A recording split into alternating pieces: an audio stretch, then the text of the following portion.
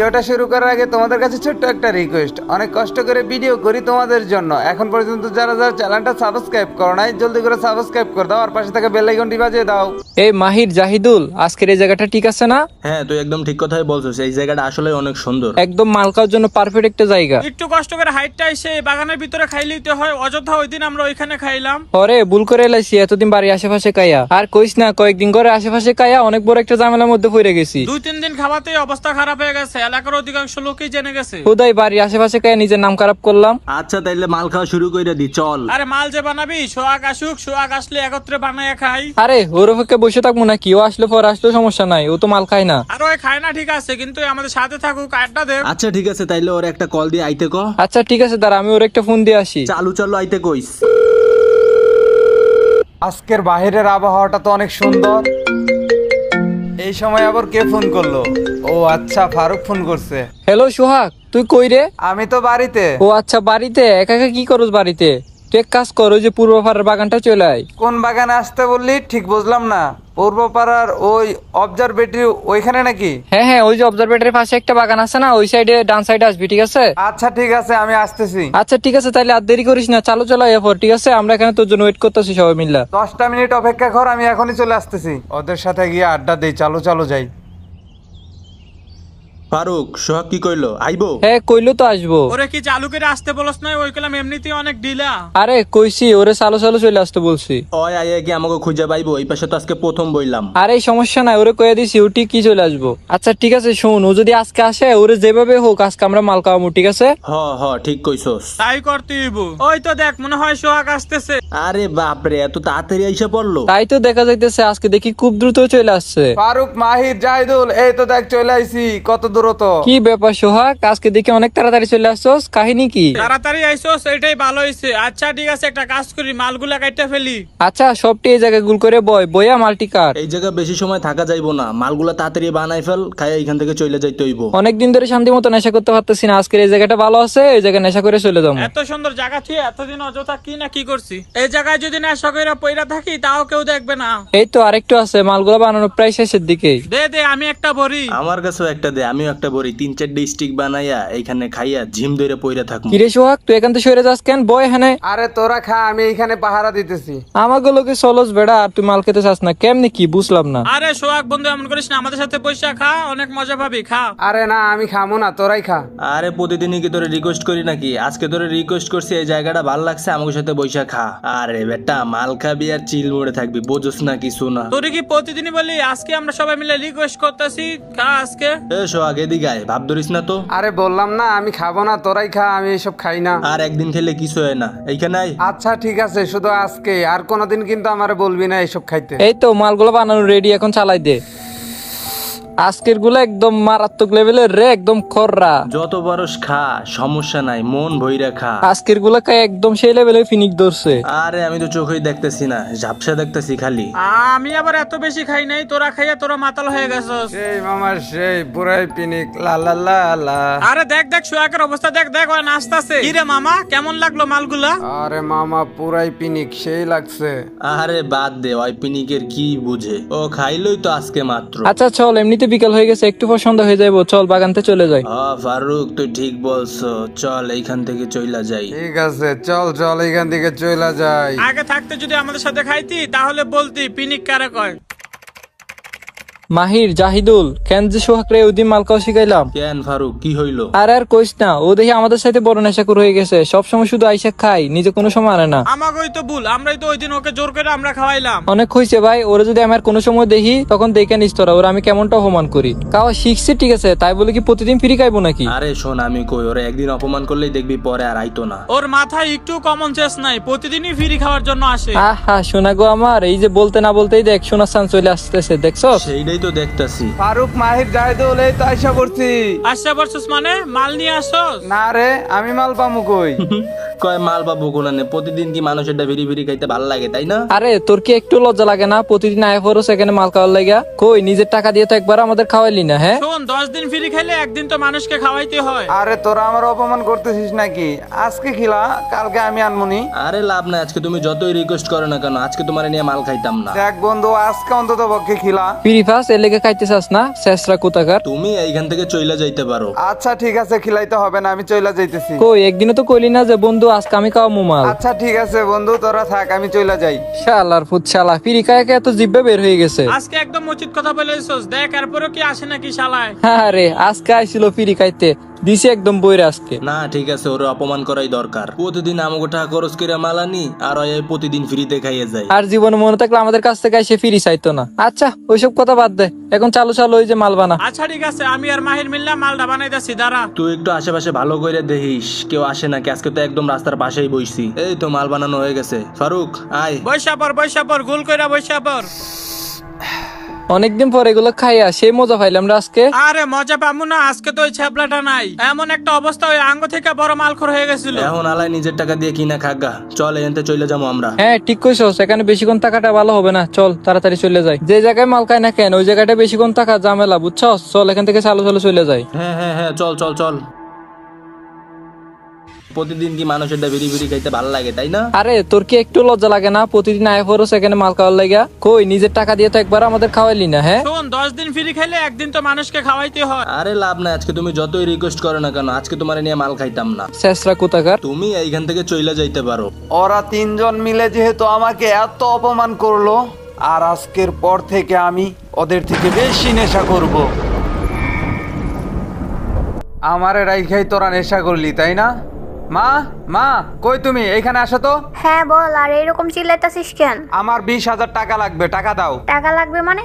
টাকা কি আছে ধরে? এত কথা বুঝি না, আমার টাকা লাগবো বলছি না, আমার টাকা লাগবো, দাও আমার 20,000 টাকা দাও। আইসে 20,000 টাকা লাগবো? তোর লাইগা কি টাকা বানাই রাখছি নাকি? ভালোভাবে বলতেছি কিন্তু, টাকা লাগবো, টাকা দাও। যে জায়গায় পারোস ওই জায়গায় গিয়ে মর, তারপর তোর বাড়ি থেকে একটা টাকাও দেয়া হইব না। টাকা দিবা না মানে? সারাদিন বাজে পোলাপানের লাগে আড্ডা দেশ, আর বাড়িতে এসে বলস টাকা দাও টাকা দাও। আমি এখানে কিন্তু তোমার গল্প শুনতে আসি না, আমি বলছি না আমার টাকা লাগবো, টাকা দাও। একবার বলছি যে তোরা টাকা দেব না। টাকা দিবি না মানে? তুই এখনই টাকা দিবি, আর না দিলে তোর খবর আছে। টাকা না দিলে তুই কি করবি? হ্যাঁ আমি কি করবো এখন? কিন্তু বেশি বুঝতাছস। এত বড় বেয়াদব হয়ে গেছস যে তুই মার সাথে তুই তুই করে কথা বলতাছস। এখন তো তুই তুই করতাছি, আর যদি বেশি রাগ উঠে তাহলে কি করবো আমি কিন্তু নিজেও জানি না। দেখ সোহাগ, তুই কিন্তু অতিরিক্ত কইরা ফেলতাছস। এখন কিন্তু তোর বাপের কাছে কইয়ে দিমু। এতগুলা টাকা বিদেশ যায় ধরা খেয়ে আইলি, তারপর বলস টাকা টাকা টাকা। টাকা দিবি না মারমু তোরে? কি তুই আমারে মারার কথা বলতাছিস? টাকা যেহেতু দিবি না, তোর আজকে আমি মাইরেই ফেলমু। টাকা দিবি নাকি দিবি না? কো কে কোথায় আছো? আমারে বাঁচাও। আজকে দেখি তোরে কেরাই বাঁচাইতে আহে, আজকে তোরে মাইরেই ফেলাই দিমু। বাঁচাও বাঁচাও, আমারে বাঁচাও। কে কোথায় আছো? আমারে মারলো। ভালোভাবে আয়া বলছিলাম টাকা দিতে, কিন্তু টাকা দিলি না। এখন কেমন লাগে দেখ, আমার মাথায় একবার রক্ত উঠে গেলে আমি সবকিছুই করতে পারি। ভালোভাবে বলছিলাম টাকা দিতে, কিন্তু টাকা দিলি না। এখন কেমন লাগে বুঝ।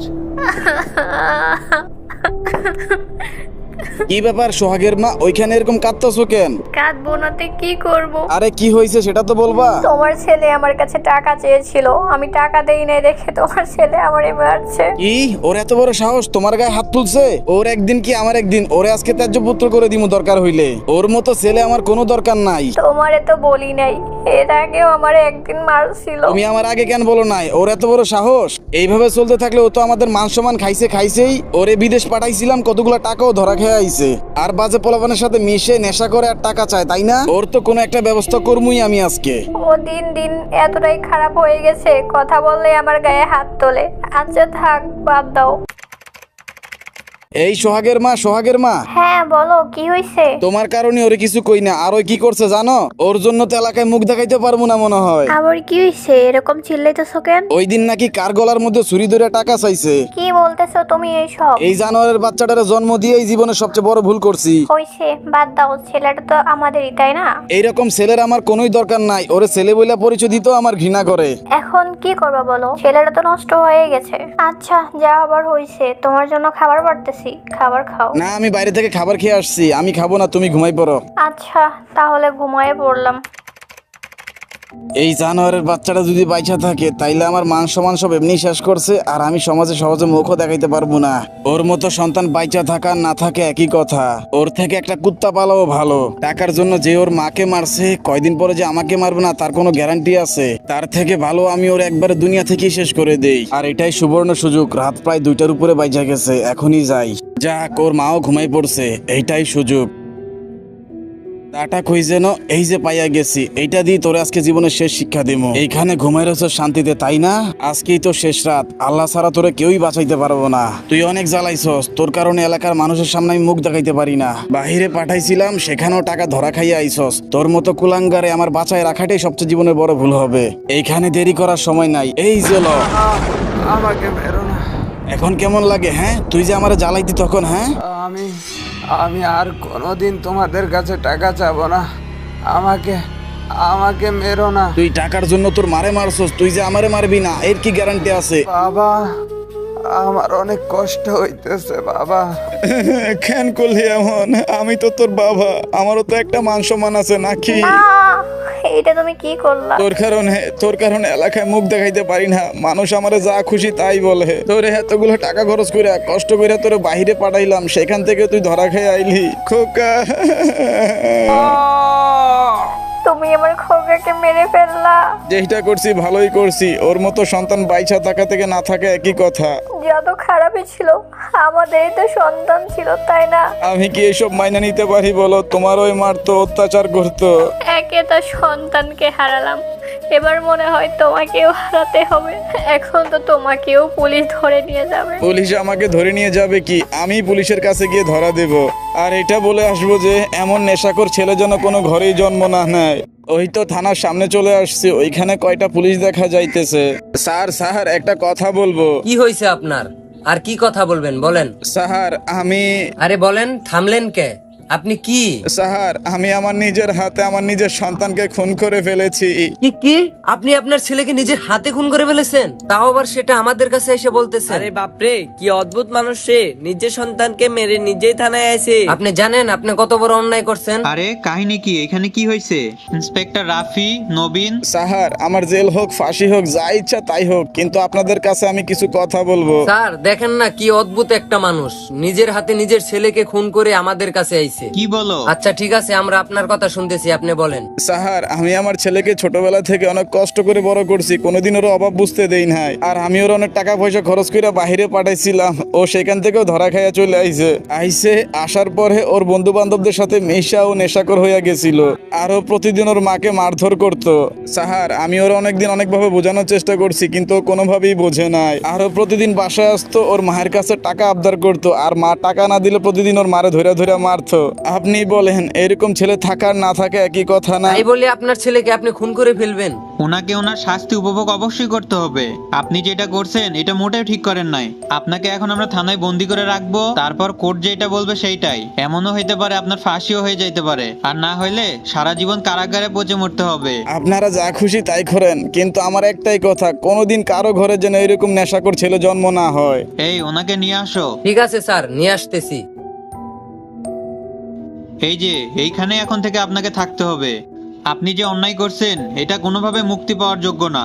হ্যাঁ আপনার আইনের লোক ঠিক আছে, কিন্তু আপনারা তো এই সমাজ কিভাবে চলে কি করে একটু তো আপনারা খোঁজ নেন না। আজকে থাকতে আপনার এখানেই থাকতে হবে। আপনারা যা মন চায় তাই করেন, আপনাদের কাছে আমার দাবি একটাই, কোনোদিন কোনো ছেলে যেন এরকম নেশাখোর না হয়। নবীন, ইয়েস স্যার। এখন আলা এটা তালা দিয়ে দাও। ঠিক আছে স্যার, এখন বুঝবেন যে জীবনে কি করছেন। এই কারাগারে সারা জীবন পয়সা গইলা মরতে হবে। আমার সারা জীবন জেলে পচে গুলো মরলেও আমার আফসোস থাকবে না। আমার দেখা দেখি সারা বিশ্বের মানুষ সচেতন হয়ে যাবে। মাহির, জাহিদুল, হ্যাঁ ফারুক বল। কি একটা ঘটনা ঘটতে গেল। আবার কোন ঘটনা ঘটলো? আরে ওই সোহাগের কথা বলতাছি। ও হ্যাঁ, কেমনে কি একটা ঘটনা ঘটতে গেল?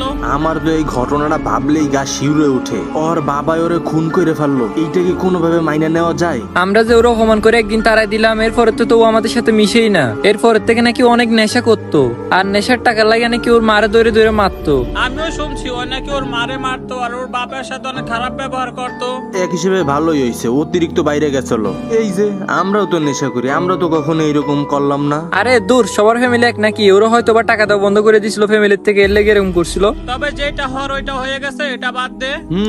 সেইটাই। আর ছাদের উপরে বসে মাল খেয়ে চল চইলা যাই। আমার তো ভালো লাগতেছে না, খাবি তোরা? হামুনা মানে বাইর কর। ওই ঘটনার পর থেকে আমরাও মাল খাইতে পারতেছি না। যাক, আজকে মাল খাইতে পারবো। ফারুক তো তোর পিছনে দেখ। ফারুক, তোর পিছনে তাকা। কে তুমি? আমি কে? এইখানে যাকে নিয়ে তোরা আলোচনা করতেছিস? কার নিয়ে আলোচনা করতেছি আমরা? আমরা তো সোহাগের বিষয়ে আলোচনা করতেছিলাম। আমি সোহাগ। কি ব্যাপার, ভয় পেয়ে গেলি? কি বলতাছিস তুই? তোকে না মেরে ফেলছে? আমাকে তো মেরেই ফেলছে, শুধুমাত্র তোদের কারণেই আমার ফিরে আসা। আমাদের কারণে ফিরে আসা মানে? মনে আছে, তোরাই আমাকে নেশাখোর বানিয়েছিলি, আর সেই কারণেই আমার মরতে হয়েছে। তুই তো সেদিনকার পর থেকে আর না নেশা করলেও পারতি। এখন এই সব বলে কোনো লাভ নেই, তোদেরকে মরতে হবে। দেখ বন্ধু, আমাদের সাথে এরকম করিস না, তোর কথা দিলাম আর কোনোদিন নেশা করব না। আর কখনো এরকম করব না বন্ধু, আমাদেরকে ছেড়ে দে। ছেড়ে দেব? তোদেরকে মরতেই হবে। জাহিদুল, ফারুক, এখান থেকে পালা। ফারুক, এইখান থেকে পালা।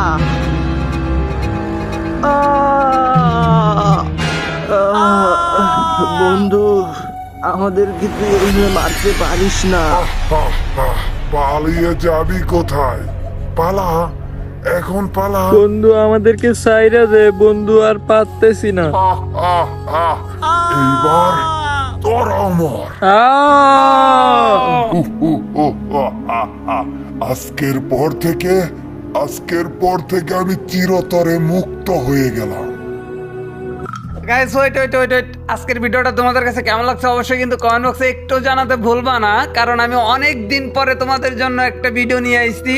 আর গাইস, এই ভিডিওটা আসার কথা ছিল আরো 1 মাস আগে, বাট আমার অসুস্থতার কারণে আমি এই ভিডিওটা দিতে পারি নাই। আর গাইস, তোমরা উড়াধুরা কমেন্ট করো, যার কমেন্টে বেশি রিয়াক্ট করবে আমি সেইখান থেকে 10 জনকে আমি ফ্রেন্ড লিস্টে ঢুকাবো। আর গাইস, আর কিছু সাবস্ক্রাইবার হইলেই কিন্তু আমার 100K স্বপ্নটা পূরণ হয়ে যায়। একমাত্র তোমরাই পারো আমার স্বপ্নটাকে পূরণ করে দিতে। যারা এখনো চ্যানেলটা সাবস্ক্রাইব করো নাই, জলদি করে সাবস্ক্রাইব করে দাও। আর দেখা হচ্ছে তোমাদের সাথে অতি শীঘ্রই নতুন কোনো একটা ভিডিওতে। Bye bye.